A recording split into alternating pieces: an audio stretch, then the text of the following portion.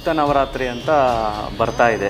So ಆ ಗುಪ್ತ Navratri course ಕೂಡ ನೀವು ಹೇಳ್ಕೊಡ್ತೀರಾ ಅಂತ ತಿಳಿಸಿದ್ರಿ. ಎಷ್ಟೋ ಜನಕ್ಕೆ ಮೇನ್ ನವರಾತ್ರಿ ಮಾತ್ರನೇ ಗೊತ್ತಿದೆ, ನಮ್ಮ ಪಿತೃಪಕ್ಷ ಆದ್ಮೇಲೆ ಬರುವಂತ ನವರಾತ್ರಿ. ಬರುವಂತ ಆಷಾಢ ಗುಪ್ತ ನವರಾತ್ರಿ ನಮ್ಮ ವಾರಾಹಿ ಅಮ್ಮನವ್ರದ್ದು, ವಾರಾಹಿ ನವರಾತ್ರಿ ಅಂತ ವಾರಾಹಿ ಅಮ್ಮನವ್ರಿಗೆ ಸೀಮಿತ ಆಗಿರುವಂತ ನವರಾತ್ರಿ ಅದು. ದಶಮಹಾ ವಿದ್ಯಾ ಹೇಳ್ಕೊಟ್ಟಿದ್ದೀನಿ ಆಲ್ರೆಡಿ, ದಶಮಹಾ ಕಾಳಿಯರ ಬಗ್ಗೆ ಹೇಳ್ಕೊಟ್ಟಿದ್ದೀನಿ, ನವ ಕಾಳಿಯರು ಅಂತ ಹೇಳ್ಬಿಟ್ಟು ತಾರಾದೇವಿ ಬಗ್ಗೆ ಹೇಳ್ಕೊಟ್ಟಿದ್ದೀನಿ ನವರಾತ್ರಿ ಟೈಮಲ್ಲಿ. ಈಗ ರೀಸೆಂಟಾಗಿ ಈಗ ನೆಕ್ಸ್ಟ್ ಮಂತು 15 ನೀವು ಫ್ಯಾಮಿಲಿಯಲ್ಲಿ ಒಬ್ಬರಾದರೂ ಮಾಡಿಕೊಂಡ್ರೆ ಅವ್ರ ಇಡೀ ಫ್ಯಾಮಿಲಿನ ನಾವು ಅಲ್ಲಿ ಕೂರಿಸಿ ನಾವು ಕ್ಲಿಯರಿಂಗ್ ಮಾಡ್ತೀವಿ, ಫ್ಯಾಮಿಲಿ ಪ್ರೊಟೆಕ್ಷನ್ ಮಾಡ್ತೀವಿ. ನಾವು ನವರಾತ್ರಿ ಮಾಡಿದ ಎನರ್ಜಿ ಎಷ್ಟು ಚೆನ್ನಾಗಿತ್ತು ಅಂತ ನೀವೇ ಹೇಳ್ತೀರಾ ಆಮೇಲೆ. ಸೊ ಅದಕ್ಕೆ ಆ 9 ದಿನ 10 ದಿನದ ಎನರ್ಜಿ ಮಾತ್ರ ಮಿಸ್ ಮಾಡ್ಕೊಳ್ಳೇಬೇಡಿ. ಇದು ನನ್ನ ಕ್ಲಾಸಿಗೆ ಬರಬೇಕಂತ ನಾನು ಹೇಳ್ತಾ ಇಲ್ಲ, ಆ 9 ದಿನ ತಿಳ್ಕೊಳ್ಳಿ. ಬಟ್ ಇಲ್ಲೇನಂದರೆ ಇದು ಏನಂದರೆ ಅದೊಂದು ಆಪರ್ಚುನಿಟಿ, ನಿಮಗೆ ನಿಮ್ಮಲ್ಲಾಗಿರೋ ಮಂತ್ರ ತಂತ್ರ ಯಂತ್ರಗಳ ಸಾರವನ್ನು ರಿಲೀಸ್ ಮಾಡ್ಕೊಳ್ಳೋಕ್ಕಿರುವಂಥ ಆಪರ್ಚುನಿಟಿ ಅಮ್ಮ ಕೊಡುವಂಥದ್ದು.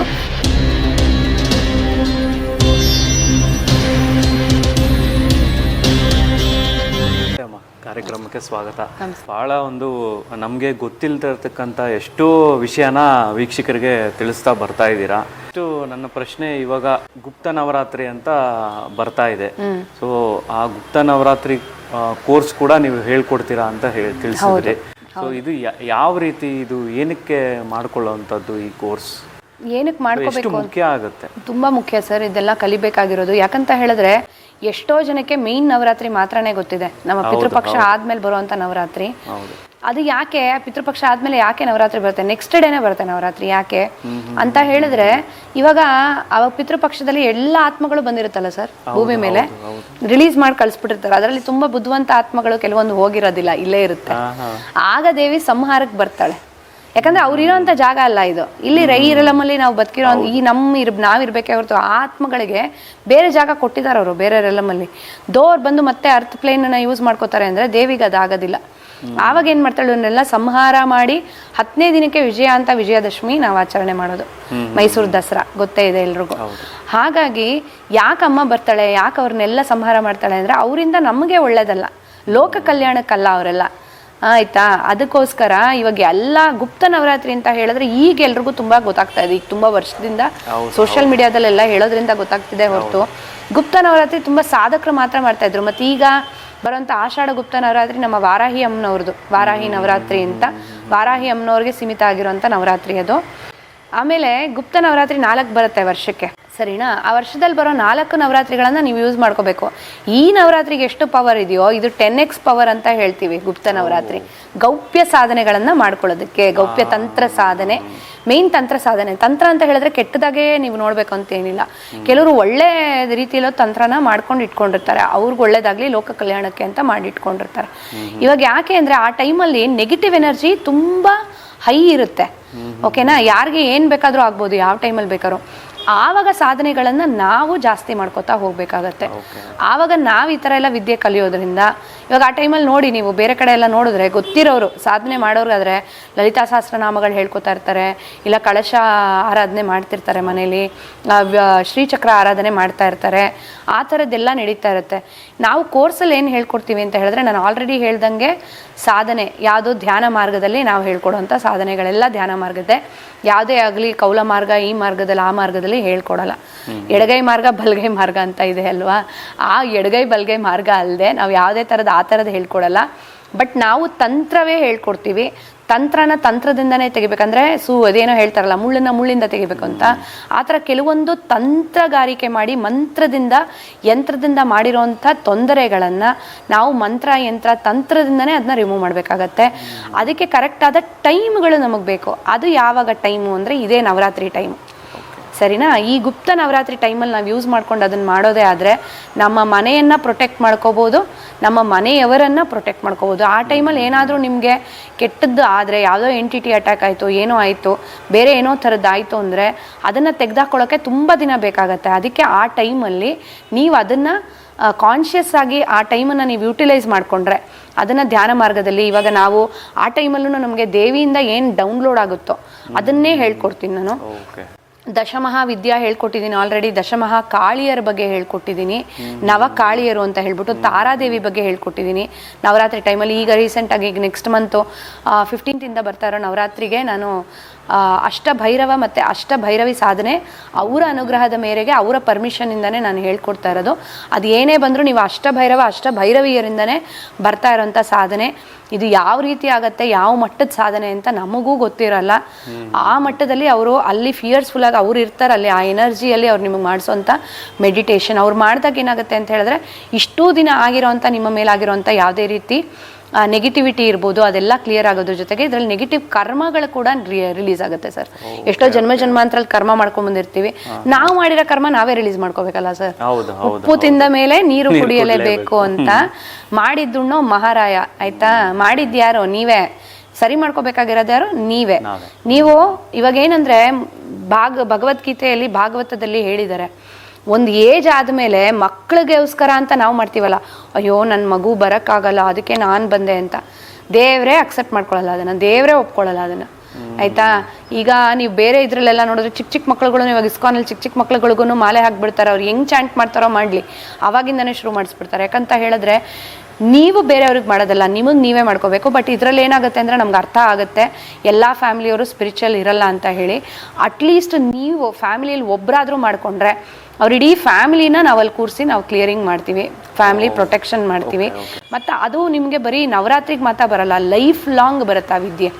ಆದರೆ ಅವಾಗ ಬರೋವಂಥ ಮಂತ್ರಗಳಾಗಿರ್ಬೋದು, ಅವಾಗ ಬಂದಿರೋವಂಥ ಯಂತ್ರ ಮಂತ್ರ ತಂತ್ರದಿಂದನೇ ನಮ್ಮ ಮೇಲಾಗಿರುತ್ತೆ. ನಾವು ಅದೇ ಯಂತ್ರ ಮಂತ್ರ ತಂತ್ರದಿಂದ ನಮ್ದನ್ನು ನಾವು ಕ್ಲಿಯರ್ ಮಾಡ್ಕೋತೀವಿ.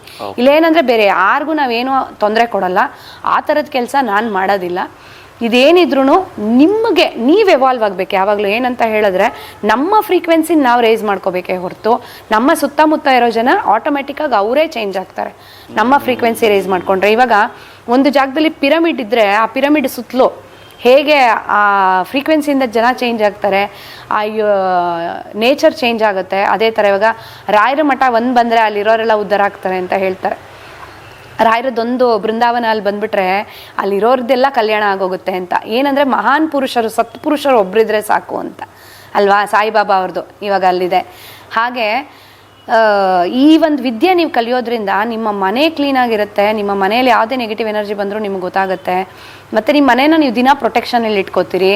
ನಿಮ್ಮ ವೆಹಿಕಲ್ಗಳು ಆಕ್ಸಿಡೆಂಟ್ಗಳಾಗ್ತಿರುತ್ತಲ್ವಾ, ವೆಹಿಕಲ್ ಪ್ರೊಟೆಕ್ಷನ್ನಲ್ಲಿ ಇಡೋದು ಗೊತ್ತಾಗತ್ತೆ ನಿಮಗೆ. ಮತ್ತು ನಿಮ್ಮನ್ನು ನೀವು ಪ್ರೊಟೆಕ್ಷನಲ್ಲಿ ಇಟ್ಕೋತೀರಿ.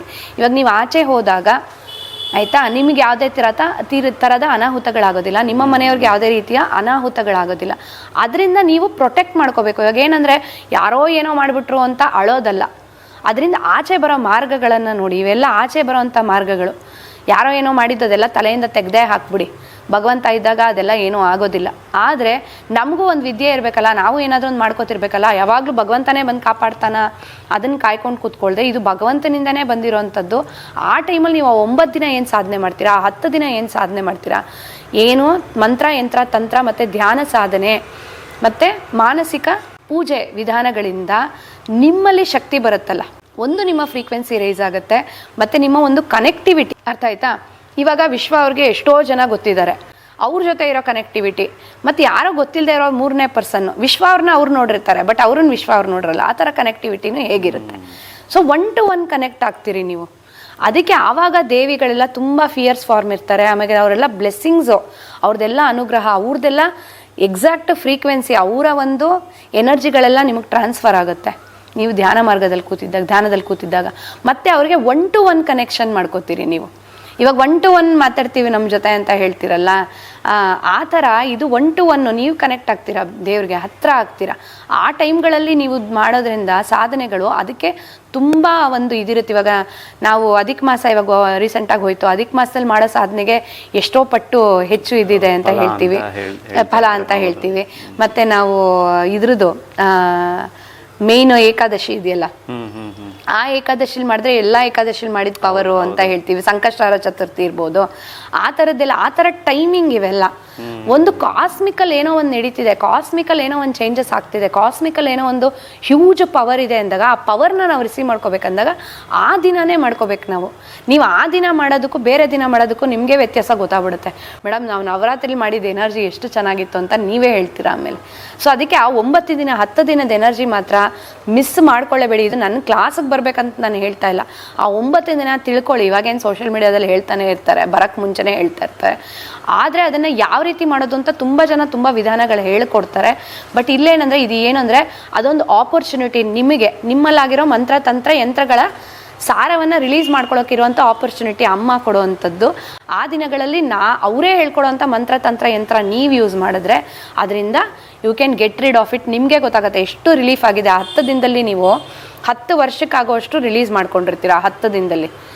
ಸೊ ಆ ಟೈಮ್ ಲೈನು ನೀವೇ ಡಿಸೈಡ್ ಮಾಡ್ಕೊಳ್ಳಿ. 10 ದಿನದಲ್ಲಿ ರಿಲೀಸ್ ಮಾಡ್ಕೋತೀರಾ, 10 ವರ್ಷದಲ್ಲಿ ರಿಲೀಸ್ ಮಾಡ್ಕೋತೀರಾ ಅಂತ. 10 days ಉಪಯೋಗಿಸ್ಕೊಳ್ಳಿ. 10 days ಇರುತ್ತೆ ಕ್ಲಾಸಸ್, 2 hours ಇರುತ್ತೆ ಕ್ಲಾಸ್, 2 hours ಇರುತ್ತೆ. ಆಮೇಲೆ ನೀವು ಹೇಳ್ಕೊಡೋ ಅಂಥದ್ದು ಆ ಸಮಯದಲ್ಲಿ ಏನು ಹೇಳ್ಕೊಡ್ತೀರಾ, ಮಂತ್ರಗಳು ಮತ್ತೆ ಯಂತ್ರ ಇದ್ರ ಬಗ್ಗೆ ಹೇಳ್ಕೊಡ್ತೀರಲ್ಲ, ಅದು ಹೋಲ್ ಇಯರ್ ಪೂರ್ತಿ ಅವರು ಲೈಫ್ ಟೈಮ್ ಅವರು ಯೂಸ್ ಮಾಡ್ಕೋಬಹುದು. ಹಾ, ಸಾಧನೆ ನಾನು ಹೇಳ್ತೀನಿ 1 ವರ್ಷ ಸಾಧನೆ ಮಾಡ್ಬೇಕು ಅಂತ ಹೇಳ್ತೀನಿ. 1 ವರ್ಷ ಸಾಧನೆ ಹೇಳ್ಕೊಡ್ತೀನಿ ಅವ್ರಿಗೆ, ಮಾಡ್ಕೋಬಹುದು. ಅದಾದ್ಮೇಲೆ ಲೈಫ್ ಲಾಂಗ್ ಅವ್ರಿಗೆ ಇರುತ್ತಲ್ಲ ಸರ್ ಮಂತ್ರ, ಅದು ಅಭ್ಯಾಸ ಆಗೋಗ್ಬಿಡುತ್ತೆ. 1 ವರ್ಷ ನೀವು ಮಾಡಿದ್ಮೇಲೆ ನಿಮ್ ಬಾಯಿಗೆ ಅದು ಬಂದ್ಬಿಟ್ಟಿರ್ತದೆ, ಕರಗತ ಆಗ್ಬಿಟ್ಟಿರುತ್ತೆ. ಮತ್ತೆ ಆ ಕನೆಕ್ಷನ್ ಸರ್ ಎಂತ ಕನೆಕ್ಷನ್. ಈಗ ರೀಸೆಂಟ್ ಆಗಿ ನಾವು ಅಂಬುವಾಚಿ ಇದು ಮಾಡಿಸಿದ್ವಿ, ಅಂಬುವಾಚಿ ಮೇಳ ಕೋರ್ಸ್ ಅಂತ ಮಾಡಿಸಿದ್ವಿ. ಅದು 5 ದಿನದ ಕೋರ್ಸು. ಬಟ್ ನಾವು ಅದನ್ನ 17ನೇ ತಾರೀಕಿಂದಾನೇ ಶುರು ಮಾಡಿದ್ವಿ ಸರ್, ಕನೆಕ್ಟಿವಿಟಿ ಕೋರ್ಸು. ಯಾಕಂದ್ರೆ ಆ ಎನರ್ಜಿ ಎಲ್ರಿಗೂ ರಿಸೀವ್ ಮಾಡಕೊಳಕ್ ಆಗಲ್ಲ ಅಂತ ಆ ಎನರ್ಜಿಗೆ ಪ್ರಿಪೇರ್ ಮಾಡ್ತಿದ್ವಿ 5 ದಿನ ಸ್ಟೂಡೆಂಟ್ಸ್ನ. 5 ದಿನಕ್ಕೆ ಮುಂಚೆನೆ ಮಂತ್ರ ಯಂತ್ರ ಎಲ್ಲ ಕೊಟ್ಬಿಟ್ಟಿದ್ವಿ. ಮಂತ್ರ ಚಾಂಟಿಂಗ್ ಮಾಡ್ತಾ ಇದ್ರು ಅವರು. ದೇವಿ ಎನರ್ಜಿಗೆ ಎಷ್ಟು ಚೆನ್ನಾಗಿ ಎಲ್ಲರೂ ಕನೆಕ್ಟ್ ಆದ್ರು ಅಂದ್ರೆ ಸರ್. ಮತ್ತೆ ಆ ಕ್ಲಾಸಿಂದ ತುಂಬ ಜನಕ್ಕೆ ತುಂಬ ಲೈಫ್ ಚೇಂಜಸ್ಸು ಆಗಿದೆ. ತುಂಬ ಥರದ್ದು ಅವ್ರಿಗೆ ಗೊತ್ತಾಗಿದೆ, ರಿಲೇಟ್ ಆಗಿದೆ. ಮತ್ತು ದೇವಿಗೆ ಅಷ್ಟು ಹತ್ರ ಆಗಿದ್ದಾರೆ. ಆ ಯಂತ್ರ, ಆ ಮಂತ್ರ ಮತ್ತು ಆ ತಂತ್ರ ಸಾರಗಳಿಂದ ಅವ್ರ ಜೀವನ ಮುಂದಕ್ಕೂ ಅವ್ರು ಇವಾಗ 1 ವರ್ಷ ಆ ಸಾಧನೆ ಕಂಟಿನ್ಯೂ ಮಾಡ್ತಾರೆ. ಮತ್ತೇನಾಗುತ್ತೆ ಅಂತ ಹೇಳಿದ್ರೆ ಆ ಕನೆಕ್ಟಿವಿಟಿ ಎಲ್ಲರೂ ಹೇಳ್ತಿದ್ದಾರೆ ಸರ್, ತುಂಬ ಖುಷಿ ಪಡ್ತಿದ್ದಾರೆ. ಯಾಕಂದರೆ ಅಮ್ಮನಿಂದ ಬಂದಿರೋಂಥದ್ದೇ ಮಂತ್ರ. ನೀವು ಎಲ್ಲಿ ಹುಡ್ಕಿದ್ರು ಆ ಮಂತ್ರ ಸಿಗಲ್ಲ. ಈ ರೆಲಮ್ ಮಂತ್ರ ಅಲ್ಲ, ಅದು ಬೇರೆ ರೆಲಮಿಂದ ಬಂದಿರೋಂಥ ಮಂತ್ರ. ಅದೇ ಥರ ಏನಾಗುತ್ತೆ ಅಂದರೆ ಈ ಥರ ಕೋರ್ಸ್ಗಳಲ್ಲಿ ನಮಗೂ ಗೊತ್ತಿರಲ್ಲ ಯಾವ ಥರದ್ದು ಏನು ಕ್ಲಿಯರಿಂಗ್ ಆಗುತ್ತೆ, ನಿಮ್ಗೆ ಯಾವ ಬ್ಲೆಸ್ಸಿಂಗ್ಸ್ ಸಿಗುತ್ತೆ ಅಂತ ನಾವು ಹೇಳೋಕ್ಕೂ ಸಾಧ್ಯ ಇಲ್ಲ. ಅಲ್ಲೇನೋ ನಾನು ಮಾತಾಡ್ತಿರುವಾಗ ಅವ್ರು ಹೇಳಿಸ್ತಾರೆ, ಇದು ಮಾಡಿಸು, ಅವ್ರ ಕೈಲಿ ಇದು ಮಾಡಿಸು ಅಂತ. ಅವಾಗ ನಾನು ಹೇಳ್ಬಿಟ್ಟು ಮಾಡಿಸ್ತೀನಿ. ಆಗ ಅದು ತುಂಬ ಚೇಂಜಸ್ ಆಗುತ್ತೆ ಸರ್, ತುಂಬ ಪವರ್ಫುಲ್ ಇರುತ್ತೆ. ಆ ಡೇಸ್ಗಳನ್ನ ನಾವು ಮಿಸ್ಸೇ ಮಾಡಬಾರ್ದು, ತುಂಬ ಪವರ್ಫುಲ್ ಆಗಿರುತ್ತೆ. ಪ್ರಮುಖವಾದಂತ ಈ ಒಂದು ದಿನಗಳಲ್ಲಿ ಹೆಚ್ಚಿನ ಒಂದು ಶಕ್ತಿ ಇರುತ್ತೆ, ಹೆಚ್ಚಿನ ಶಕ್ತಿ. ಮತ್ತೆ ಇದು ಅಂಬುವಾಚಿದು ಹೇಳ್ತಾರಲ್ವಾ ಸರ್, ಲಾಸ್ಟ್ ದಿನ 26ನೇ ತಾರೀಕು ಹೇಳಿದ್ದನ್ನು ಕೇಳಿದ್ದು ನಾನು. ಆ ದೇವಿಗೆ, ಆ ದೇವಿ ಶಕ್ತಿಪೀಠಕ್ಕೆ 54 ಶಕ್ತಿಪೀಠ ಅಲ್ವಾ ಸರ್, 52 54 ಅಷ್ಟು ಶಕ್ತಿಪೀಠದ ಎನರ್ಜಿ ಸರ್ ಅವತ್ತು ಕಾಮಾಖ್ಯದಲ್ಲಿರುತ್ತೆ. ಅಷ್ಟು ದೇವಿಗಳು ಕಾಮಾಖ್ಯದಲ್ಲಿರ್ತಾರಂತೆ. ಹೆಂಗೆ ಸರ್ ಅದು? ಯಾವ ತರದ ಎನರ್ಜಿ ಇರ್ಬೋದು ನೀವು ಯೋಚನೆ ಮಾಡಿ ಸರ್. ಶಕ್ತಿ ಇರಬಹುದು ಅಂದ್ರೆ ದೇವಿ ಅಂಗಾಂಗಗಳು ಬಿದ್ದಿರೋದಲ್ವಾ, ಎಲ್ಲ ಅಂಗಗಳು ಒಂದಾಗಿ ದೇವಿ ಸ್ವರೂಪಕ್ಕೆ ಬರ್ತಾಳೆ ಅಂತ. ಅಷ್ಟು ಶಕ್ತಿ ಪೀಠದ ಎನರ್ಜಿ ಒಟ್ಟಿಗೆ ಕಾಮಾಖ್ಯಕ್ಕೆ ಬಂದ್ರೆ ನೀವು ಹೆಂಗೆ ಅದನ್ನ ತಗೋತೀರಾ ಸರ್? ಆ ತರದ ಎನರ್ಜಿ ನೀವು ರಿಸೀವ್ ಮಾಡಕ್ ಸಾಧ್ಯನೇ ಇಲ್ಲ. ಇವಾಗೇನು ಕೇಳ್ತಿರ್ತೀರಿ ಸೋಷಿಯಲ್ ಮೀಡಿಯಾದಲ್ಲ, ಕೇಳೋದಕ್ಕೂ ನೀವು ಕೂತ್ಕೊಂಡು ಸಾಧನೆ ಮಾಡಿ, ನೀವು ಕೂತ್ಕೊಂಡು ಆ ಎನರ್ಜಿನ ರಿಸೀವ್ ಮಾಡ್ಕೊಂಡಾಗ ನಿಮ್ಗೆ ಆಗೋ ಅನುಭವ ಇದೆಯಲ್ಲ, ಅದು ನೀವು ಕೋಟಿ ಕೊಟ್ಟರು ಎಲ್ಲೂ ಆಗಕ್ಕೆ ಸಾಧ್ಯ ಇಲ್ಲ. ಅನುಭವಗಳು ಓನ್ಲಿ ಇದೆಲ್ಲ ಸಿಗೋವಂಥ ಅನುಭವಗಳು ಸ್ಪಿರಿಚುವಲ್ ಅಲ್ಲಿರೋರ್ಗೆ ಮಾತ್ರನೇ ಈ ಒಂದು ಒಳ್ಳೆ ಅನುಭವಗಳು ಸಿಗಕ್ಕೆ ಸಾಧ್ಯ. ಆಯಿತಾ? ಇವಾಗ ನಾವು ಹೋಗಿ ಏನೋ ಒಂದು, ಅದು ಬೇಕು, ಮಟೀರಿಯಲಿಸ್ಟಿಕ್ದು ಬೇಕು, ನಾನು ಇಲ್ಲ ಅಂತ ಹೇಳಲ್ಲ. ನಾವು ಏನೋ ಒಂದು ತೊಗೊಂಡು ಮಟೀರಿಯಲಿಸ್ಟಿಕ್ ತೊಗೊಂಡು ಖುಷಿ ಪಡ್ತೀವಲ್ಲ, ಆ ಖುಷಿ ಒಂಥರ. ಈ ಖುಷಿನ ಎಕ್ಸ್ಪ್ಲೈನ್ ಮಾಡೋಕ್ಕೆ ಸಾಧ್ಯ ಇಲ್ಲ, ಎಕ್ಸ್ಪ್ರೆಸ್ ಮಾಡೋಕ್ಕೆ ಸಾಧ್ಯ ಇಲ್ಲ. ಆ ಥರದ ಒಂದು ಎನರ್ಜಿ 10-15 ದಿನ ಆದಮೇಲೆ ಸರ್ ನಮಗೆ ಹೆಂಗಂದರೆ ಫುಲ್ಲು ಮೈಂಡ್ಗೆ ಯಾರೋ ಕ್ಲಿಯರ್ ಮಾಡ್ದಂಗೆ, ಕಸ ಹೊಡ್ದಂಗೆ. ಮನೆ ಫುಲ್ ಕ್ಲೀನ್ ಆದಾಗ ಒಂದು ಕಾಮ್ನೆಸ್ ಇರುತ್ತಲ್ಲ, ಒಂದು ಪೀಸ್ಫುಲ್ ಇರುತ್ತೆ. ಮನೆ ಎಷ್ಟು ಚೆನ್ನಾಗಿದೆ, ಕ್ಲೀನ್ ಆಗಿದೆ ಅಂತ. ಆ ಥರದ ನಿಮ್ಮ ದೇಹ, ನಿಮ್ಮ ಆತ್ಮ, ನಿಮ್ಮ ಮನಸ್ಸುಗಳ ಕ್ಲೀನ್ ಆಗುತ್ತಲ್ಲ, ಆ ಕಸ ಎಲ್ಲ ಹೋಗುತ್ತಲ್ಲ. ಅನ್ವಾಂಟೆಡ್ ಕಸ ಏನು ಗೊತ್ತಾ, ಆಚೆಯಿಂದ ಬರೋದು ಇದೇ ಇರುತ್ತೆ. ಒಳಗೆ ನಾವು ಮಾಡ್ಕೋತೀವಲ್ಲ ಕಸ, ಓವರ್ ಥಿಂಕಿಂಗು, ನಮ್ಮ ಆಂಗ್ಸೈಟಿ, ನಮ್ಮ ಫಿಯರು, ನಮ್ಮ ಸ್ಟ್ರೆಸ್ಸು, ಆಯಿತಾ, ನಮ್ಮ ನಾನ್ ಜಡ್ಜ್ಮೆಂಟು, ನಮ್ಮನ್ನು ನಾವು ಜಡ್ಜ್ ಮಾಡ್ಕೋತೀವಿ. ನಮ್ಮ ದೇಹನ ನಾವು ಹಂಗಿಸ್ಕೋತೀವಿ, ನಮ್ಮ ದೇಹನ ನಾವು ಹೀಳ್ಸ್ಕೋತೀವಿ. ನಾನು ಹಿಂಗಿದ್ದೀನಿ, ನನ್ನ ಹಲ್ಲು ಹಿಂಗಿದೆ, ನನ್ನ ಕೂದಲು ಹಿಂಗಿದೆ ಅಂತ ನಮ್ಮನ್ನು ನಾವೇ ಇದು ಮಾಡ್ಕೋತೀವಿ. ಅದೆಲ್ಲ ಕಸಾನೆ. ಅದೆಲ್ಲ ಒಂದ್ಸಲ ಹೋಗ್ಬಿಡುತ್ತೆ ಸರ್ ಈ ಥರದ್ದು ಮಾಡಿದಾಗ. ಆ ಎನರ್ಜಿಯಿಂದ ಏನಿರಕ್ಕೆ ಸಾಧ್ಯ ಹೇಳಿ? ಕಾಸ್ಮಿಕ್ ಎನರ್ಜಿಲಿ ಅದು ಪ್ಯೂರ್ ಲವ್ ಎನರ್ಜಿ. ಆ ಪ್ಯೂರ್ ಲವ್ ಎನರ್ಜಿಲಿ ಎಲ್ಲ ವ್ಯಾನಿಷ್ ಆಗೋಗುತ್ತೆ. ಆವಾಗ ಒಂದು ಶಾಂತತೆ, ಇದೇನು ಯೋಚನೆ ಮಾಡಲ್ಲ ಸರ್, ಇದು ಝೀರೋ ಆಗಿಬಿಡುತ್ತೆ. ಝೀರೋ ಥಾಟ್ ಪ್ರಾಸೆಸ್ಗೆ ಹೋಗ್ಬಿಡ್ತೀವಿ. ಏನು ಯೋಚನೆ ಮಾಡ್ಬೇಕು ಅನ್ಸಲ್ಲ, ಏನು ಬೇಕು ಅಂತ ಅನ್ಸಲ್ಲ, ಎಲ್ಲಿದ್ದೀವಿ ಅಂತ ಗೊತ್ತಾಗಲ್ಲ, ಆ ಥರ ಸ್ಟೇಟಿಗೆ ಹೋಗ್ತೀರಾ. ಯಾಕಂದ್ರೆ ಅದೇ ಜೀವನ ಅಲ್ವಾ. ನಾಳೆ ದಿನ ನಾವು ಸತ್ತೋದ್ರೆ ನಮ್ಗೆ ಏನಿರುತ್ತೆ, ಈ ಥರದ್ದೆಲ್ಲ ಕನೆಕ್ಟಿವಿಟಿ ಇದ್ದಾಗ ಅಟ್ಲೀಸ್ಟ್ ನಿಮ್ಮ ಆತ್ಮಕಾರ ಗೊತ್ತಿರುತ್ತೆ. ಇದು ನೀವು ಆತ್ಮಕತೆ ಕೇಳಿದ್ರೆ, ರಮಣ ಮಹರ್ಷಿಗಳ ಆತ್ಮಕತೆ ಕೇಳಿದ್ರೆ, ರಮಣ ಮಹರ್ಷಿಗಳು ದೇಹ ಬಿಟ್ಟಾಗಿದ್ದು ನನ್ನ ಒಂದು ಸ್ಟೂಡೆಂಟ್ ಹೇಳಿದ್ದು ಮೊನ್ನೆ ಕ್ಲಾಸಲ್ಲಿ. ಅವರು ದೇಹ ಬಿಟ್ಟಾಗ ಆತ್ಮ ಬಂದ್ಬಿಟ್ಟು ಸರ್, ಗಿರಿ ಇದೆಯಲ್ಲ ಅಲ್ಲಿ ಗಿರಿ ಪ್ರದಕ್ಷಿಣೆಗೆ ಹೋಗೋದಲ್ವಾ, ಅವ್ರ ಆತ್ಮ ಬಂದು 108 ಸಲ ಗಿರಿ ಪ್ರದಕ್ಷಿಣೆ ಮಾಡುತ್ತಂತೆ ಸರ್, ಆಮೇಲೆ ಆತ್ಮ ಹೋಗುತ್ತಂತೆ ಮೇಲೆ. ಅಂದ್ರೆ ಅದೇ ಮಾಡ್ತಾ ಇದ್ದಿದ್ದಲ್ವಾ ಸರ್ ಅವರು. ಇವಾಗ ಚಾಂಟಿಂಗ್ ನಾನು ಹೇಳ್ದೆ ಆ ಥರ ನಾವು ಆ ಕನೆಕ್ಟಿವಿಟಿಲಿ ಇದ್ದಾಗ ಆತ್ಮ ರೈಟ್ ಪ್ಲೇಸ್ಗೆ ಹೋಗುತ್ತೆ. ಇವಾಗ ನೀನು ಆತ್ಮ ಮೋಕ್ಷ ಪಡೆಯಲ್ಲ ಅಂತಾರೆ, ಮೋಕ್ಷ ಮಾರ್ಗಕ್ಕೆ ಇದೆಲ್ಲ ಸಾಧನೆ. ನೀವು ಸಾಧನೆ ಮಾಡ್ಕೊಂತಾ ಮಾಡ್ಕೊಂತಾ ಮಾಡ್ಕೊಂತಾ ಆಮೇಲೆ ನೀವು ಫಿಸಿಕಲ್ ಟ್ರಾವೆಲ್ ಮಾಡ್ತಿರಲ್ಲ, ಸ್ಪಿರಿಚುವಲ್ ಪ್ಲೇಸಸ್ಗೆ ನೀವು ಅನ್ಬೋದು, ಅಯ್ಯೋ ನನಗೇನೋ ರೆಸ್ಪಾನ್ಸಿಬಿಲಿಟಿ ಇದೆ, ನಾನು ಹೋಗೋಕ್ಕಾಗಲ್ಲ ಮಾಡೋಕ್ಕಾಗಲ್ಲ. ಹೋಗಿ ಸ್ಪಿರಿಚುವಲ್ ಪ್ಲೇಸಸ್ಗೆ ಟ್ರಾವೆಲ್ ಮಾಡಿ. ಯಾಕೆ? ನಿಮ್ಮ ಆತ್ಮಕ್ಕೆ ಆ ಜಾಗ ಗೊತ್ತಿರಬೇಕು. ನೀವು ದೇಹ ಬಿಟ್ಟಾಗ ಅಟ್ಲೀಸ್ಟ್ ನಿಮ್ಮ ಆತ್ಮ ಎಲ್ಲೋ ಮಿಸ್ಯೂಸ್ ಆಗಬಾರ್ದು, ಬೇರೆ ಯಾರ್ದೋ ಕೈಗೆ ಸಿಗಬಾರ್ದು. ನಿಮ್ಮ ಆತ್ಮ ಸೀದಾ ಹೋಗ್ಬೇಕು, ಒಂದು ಏನು ಸೇಫ್ ಪ್ಲೇಸಿಗೆ ಹೋಗಿ ಸೇರ್ಕೋಬೇಕು ಅಲ್ವಾ ಸರ್. ಯಾರ್ದೋ ಕೈ ಸಿಗೋದು, ಅದಕ್ಕೋಸ್ಕರ ಇವೆಲ್ಲ ಮಾಡೋದು ಸರ್. ಇವೆಲ್ಲ ಮಾರ್ಗಗಳಷ್ಟೇ. ನಮ್ದು ಇದು ನಾವು ಹೇಳ್ಕೊಡೋದು ನಮ್ದೊಂದು ಮಾರ್ಗ. ನಾವು ಆತ್ಮನ ಅಲ್ಲಿ ಸಾಧನೆ ಮಾಡ್ತಿರ್ತೀರಲ್ಲ, ಡೈಲಿ ಆತ್ಮ ಅಲ್ಲಿ ಹೋಗ್ತಿರುತ್ತೆ, ಕನೆಕ್ಟ್ ಆಗ್ತಿರುತ್ತೆ. ಆಸ್ಟ್ರಲ್ ಟ್ರಾವೆಲ್ ಮಾಡ್ತಿರ್ತೀರಾ, ಆಸ್ಟ್ರಲಿ ಟ್ರಾವೆಲ್ ಮಾಡಿ ಹೋಗ್ತಿರ್ತೀರಾ, ಆ ಜಾಗಕ್ಕೆ ಬರ್ತಿರ್ತೀರಾ. ಆಸ್ಟ್ರಲ್ ಟ್ರಾವೆಲ್ ಒಂದು ಒಳ್ಳೆ ಟ್ರಾವೆಲ್ಲೇ. ನೀವು ಟ್ರಾವೆಲ್ಗೆ ಇಷ್ಟೆಲ್ಲ ಖರ್ಚು ಮಾಡ್ಕೊಂಡು ಅಲ್ಲಿ ಹೋಗಿ ಆ ಜನ ಜಂಗುಳಿ ನೀವು ಹೋಗೋಕೆ ದೇವಿ ದರ್ಶನ ಮಾಡೋಕೆ, ಅವ್ರ ದರ್ಶನ ಮಾಡೋಕೆ 6 ಅವರ್ 7 ಅವರ್ 10 ಅವರ್ 12 ಅವರ್ ಕಾಯೋದಕ್ಕಿಂತ ಆಸ್ಟ್ರಲ್ ಟ್ರಾವೆಲು ಮಾಡ್ಕೊಂಡು ಹೋಗ್ತಾ ಇದ್ರೆ ನಿಮ್ಮ ಆತ್ಮಕ್ಕೆ ಆ ಪರಿಚಯ ಇರುತ್ತೆ, ಆ ಜಾಗದ ಪರಿಚಯ ಇರುತ್ತೆ, ಆ ಅಮ್ಮನ ಪರಿಚಯ ಇರುತ್ತೆ. ನಿಮ್ಮ ಆತ್ಮಕ್ಕೆ ಪರಿಚಯ ಮಾಡಿಕೊಡಿ. Introduce your soul to the soul. ಆ ಸೋಲ್ಗೆ ಆತ್ಮಕ್ಕೆ ಇಂಟ್ರೊಡಕ್ಷನ್ ಇರುತ್ತೆ, ನೀವು ಮಾಡಿಕೊಡ್ಬೇಕು ಆಯ್ತಾ. ಬೇರೆ ಬೇರೆ ಬುಕ್ಗಳು ಓದಾಗ್ಲೂ, ಆಟೋಬಯೋಗ್ರಫೀಸ್ ಓದಾಗ್ಲೂ ಅದ್ರ ಜೊತೆ ಕನೆಕ್ಟ್ ಆಗ್ತೀರಿ ಆಯ್ತಾ. ಬಾಬಾಜಿ ಅವ್ರ ಜೊತೆ ಕನೆಕ್ಟ್ ಆಗೋದು it's a safe connection always. ಗುರುಗಳ ಜೊತೆ ಕನೆಕ್ಟ್ ಆಗೋದು, ಯಾಕಂದ್ರೆ ನಾವು ದೇಹ ಬಿಟ್ಟಿದ ತಕ್ಷಣ ನಮ್ಮ ಗುರುಗಳು ಬಂದು ಹಿಡ್ಕೋತಾರೆ ನಮ್ಮನ್ನ, ಆತ್ಮನ. ಬಾ ನೀನು ಗೊತ್ತಾಗಲ್ಲ ನಾನು ಇದ್ದೀನಿ, ಯಾಕಂದ್ರೆ ಅಷ್ಟು ಪ್ರೀತಿ ಅವ್ರಿಗೆ. ಇಲ್ಲೇ ನಮಗೆ ಬಿಟ್ಕೊಡ್ಲಿಲ್ಲ ದೇಹದಲ್ಲಿ ಇದ್ದಾಗಲೇ ಅಂದ್ರೆ ನಾವು ಆತ್ಮಸ್ವರೂಪಿಗಳಾದ್ಮೇಲೆ ಬಿಟ್ಕೊಡ್ತಾರ ನಮ್ಮನ್ನ? ಬಿಟ್ಕೊಡಕ್ಕೆ ಚಾನ್ಸೇ ಇಲ್ಲ. ಹಾಗಾಗಿ ಯಾವಾಗಲೂ ಸ್ಪಿರಿಚುವಲ್ ಕನೆಕ್ಷನ್ ಇರಬೇಕು. ಯಾಕೆ? ನಮ್ಮ ಆತ್ಮನೂ ಪ್ರೊಟೆಕ್ಟೆಡ್ ಆಗಿರುತ್ತೆ ಅಂತ ಅದೊಂದಾದ್ರೂ ತಿಳ್ಕೊಳ್ಳಿ ಹೋಗ್ಲಿ. ಬೇರೆ ಏನಿಲ್ಲ ಅಂದ್ರೂ ಇವರೆಲ್ಲ ಸ್ಪಿರಿಚುವಲ್ ಯಾಕಿಷ್ಟು ಮಾಡ್ತಾರೆ, ಯಾಕಿಷ್ಟು ಸ್ಪಿರಿಚುವಲ್ದು ಮಾಡ್ತಾರೆ ಅಂತ ಹೇಳಿದ್ರೆ ಅವ್ರಿಗೆ ಗೊತ್ತು, ನಾಳೆ ದಿನ ಒಂದಿನ ನಾನು ಈ ದೇಹ ಬಿಟ್ಟು ಹೋಗ್ಬೇಕು, ನಾನು ದೇಹ ಅಲ್ಲ, ನಾನು ಈ ದೇಹ ಬಿಟ್ಟು ಹೋದಾಗ ನನ್ನ ಆತ್ಮದ ಪ್ರೊಟೆಕ್ಷನ್ ಯಾರು ಮಾಡ್ತಾರೆ? ಇವ್ರುಗಳೇ ಮಾಡೋದು, ಇನ್ಯಾರೂ ಅಲ್ಲ. ಯಾಕಂದ್ರೆ ನಿಮ್ಮ ಯಜಮಾನ್ರು, ನಿಮ್ಮ ಮಗ, ನಿಮ್ಮ ತಾಯಿ, ನಿಮ್ಮ ತಂದೆ ಅವ್ರು ಯಾರು ಸ್ಪಿರಿಚುವಲ್ ಅಲ್ಲಿ ಇಲ್ಲ ಅಂತ ಹೇಳಿದ್ರೆ ಅವ್ರು ಹೇಗೆ ನಿಮ್ಗೆ ಹೆಲ್ಪ್ ಮಾಡಕ್ ಸಾಧ್ಯ ಅಲ್ವಾ? ಸ್ಪಿರಿಚುವಲ್ ಅಲ್ಲಿ ಇರೋರಾದ್ರೆ ಅಟ್ಲೀಸ್ಟ್ ಪ್ರೇ ಮಾಡ್ಕೋತಾರಪ್ಪ, ಕೃಷ್ಣ ಆತ್ಮಕ್ಕೆ ಸದ್ಗತಿ ಕೊಡಪ್ಪ ಅಂತ. ಆತ್ಮ ದೇಹ ಅನ್ನೋದೇ ಗೊತ್ತಿಲ್ಲದೆ ಇರೋರಿಗೆ ನೀವು ಏನ್ ಮಾಡಕ್ ಸಾಧ್ಯ? ಹೇಗೆ ಅವ್ರಿಗೆ ಹೇಳಕ್ ಸಾಧ್ಯ ಅಲ್ವಾ? ಎಷ್ಟೋ ಜನ ಇವಾಗ ಏನ್ ಮಾಡ್ತಿದ್ದಾರೆ ಅಂದ್ರೆ ಸರ್, ಅವ್ರು ಬದುಕಿರುವಾಗ್ಲೇನೆ ಅದ್ ಮಾಡಬಾರ್ದು ಅಂತಾರೆ ಕೆಲವರು, ಬದುಕಿರಾಗ್ಲೇನೆ ಅವ್ರ ಶ್ರಾದ್ದ ಅವ್ರು ಮಾಡ್ಕೊತಾ ಇದ್ದಾರೆ. ಯಾಕೆ ಅಂದ್ರೆ ನಾಳೆ ದಿನ ನನ್ನ ಮಕ್ಳಿಗೆ ಗೊತ್ತಾಗದೆ ಇದ್ರೆ ಗಯಾಗ್ ಹೋದಾಗ ಅವ್ರು ಅಲ್ಲೇ ಶ್ರಾದ್ದ, ಕಾಶಿಗೆ ಹೋದ್ರೆ ಅಲ್ಲೇ ಶ್ರಾದ್ದ ಮಾಡ್ಕೋತಾರೆ ಸರ್ ಅವರು. ನನ್ನ ಶ್ರಾದ್ದ, ಸೆಲ್ಫ್ ಶ್ರಾದ್ದ ಅದ್ ಮಾಡಬಾರ್ದು ಅಂತಾರೆ ಕೆಲವರು, ವೈದಿಕವಾಗಿ. ನನಗೆ ಗೊತ್ತಿಲ್ಲ ಅದ್ರ ಬಗ್ಗೆ. ಬಟ್ ಯಾಕೆ ಮಾಡ್ಕೋತಿದ್ದಾರೆ ಅಂದ್ರೆ ನಾಳೆ ದಿನ ನಮ್ಮ ಮಕ್ಳಿಗೆ ಗೊತ್ತಿರಲ್ವಲ್ಲ, ಯಾವಾಗೇನು ನಂದು ಮಾಡದೇ ಇದ್ರೆ ನಾನು ಸದ್ಗತಿ ಪಡೆಯಲ್ವಲ್ಲ ಅಂತ. ನೋಡಿ ಎಷ್ಟಿದೆ ಕಾಶಿಯಲ್ಲಿ, ನಿಮ್ಗೆ ಗೊತ್ತೇ ಎಲ್ರಿಗೂ ಗೊತ್ತು. ಇವಾಗ ಸೋಷಿಯಲ್ ಮೀಡಿಯಾದಲ್ಲಿ ನೋಡಿರ್ತೀರಿ ಕಾಶಿ ಬಗ್ಗೆ. ಸಾಯೋ ಮನೆ ಇದೆ ಇದರಲ್ಲಿ ಕಾಶಿಲಿ. ಸಾಯ್ಬೇಕು ಅಂತ ಅನ್ಕೊಂಡ್ರೆ 30 ದಿನದಲ್ಲಿ ಅವಕಾಶ ಕೊಡ್ತಾರೆ ಅವರಲ್ಲಿ. ಸಾಯ್ಬೇಕು, ನೀವು ಸಾಯ್ಲಿಲ್ವಾ ಓಡಿಸ್ತಾರೆ, ಹೋಗ್ತಾ ಇರಿ ಅಂತ. ಅಟ್ಲೀಸ್ಟ್ ನಿಜವಾಗ್ಲೂ ಸಾಯೋರು ಬರ್ಲಿ ಅಂತ. ಅಂದ್ರೆ ಇದ್ರ ಮೂಲಕ ನಾವು ಸ್ಪಿರಿಚುವಲ್ ಅಲ್ಲಿ ಇರೋದು ಎಷ್ಟು ಮುಖ್ಯ ಅನ್ನೋದು ಅರ್ಥ ಆಗ್ತಾ ಇದೆ ನಮಗೆ. ತುಂಬಾ ಮುಖ್ಯ. ಇಲ್ವಾ, ಯಾರೋ ಹಿಡ್ಕೋತಾರೆ, ಅವರು ಹೊಡೆತಗಳು ಕೊಡ್ತಾರೆ, ಅವ್ರ ಕೆಲ್ಸನ ಮಾಡಿಸ್ಕೋತಾರೆ. ಆ ಥರ ಆಗ್ಬೇಕಾ ಸರ್ ನಮ್ಮ ಆತ್ಮ? ಹೇಳಿ. ನಾವು ಏನು ಗೊತ್ತಿಲ್ಲದೆ ಅಜ್ಞಾನ ಆತ್ಮ ಆಗಿದ್ರೆ ಅದೇ ಆಗೋದು ಸರ್. ಅದು ಬರ್ದಿಟ್ಕೊಳ್ಳಿ. ಅದು ಅದ್ರಲ್ಲಿ ಇಲ್ಲೇನು ನಾನೇನು ಈ ಗೊತ್ತಿಲ್ಲದೆ ಇರೋದು, ಯಾರು ಹೇಳ್ದೆ ಇರೋದು ಹೇಳ್ತಾ ಇಲ್ಲ, ಎಲ್ಲರೂ ಹೇಳ್ತಾ ಇರೋದು. ಅದಕ್ಕೇನೆ ಅಜ್ಞಾನಕ್ಕೆ ಹೋಗ್ಬೇಡಿ. ಯಾಕಂತ ಹೇಳಿದ್ರೆ ಪಾತಾಳ ಲೋಕಕ್ಕೆ ನೀವು ಹೋದ್ರೆ, ಪಾತಾಳದಿಂದ ನಿಮ್ಮನ್ನ ಕರ್ಕೊಂಬರಕ್ಕೆ ನಿಮ್ಮ ಆನ್ಸೆಸ್ಟರ್ಸು, ನಿಮ್ಮ ಮಕ್ಳ ಮರಿಗಳು ಗೊತ್ತಿರ್ಬೇಕಲ್ಲ. ನಿಮ್ಗೆ ಗೊತ್ತಿಲ್ಲ, ಅವ್ರಿಗೇನು ಹೇಳ್ಕೊಟ್ಟಿರ್ತೀರಾ ನೀವು? ಅವ್ರಿಗೂ ಏನು ಹೇಳ್ಕೊಟ್ರಲ್ಲ. ಈ ತರ ಸ್ಪಿರಿಚುವಲ್ ಕ್ಲಾಸಸ್ ನಂದಂತಲ್ಲ, ಎಷ್ಟೋ ಲಕ್ಷಾಂತರ ಕೋಟ್ಯಾಂತರ ಜನ ಹೇಳ್ಕೊಡ್ತಿದ್ದಾರೆ. ಎಲ್ಲಿ ಬೇಕಾದ್ರೂ ಕಲ್ತ್ಕೊಳ್ಳಿ.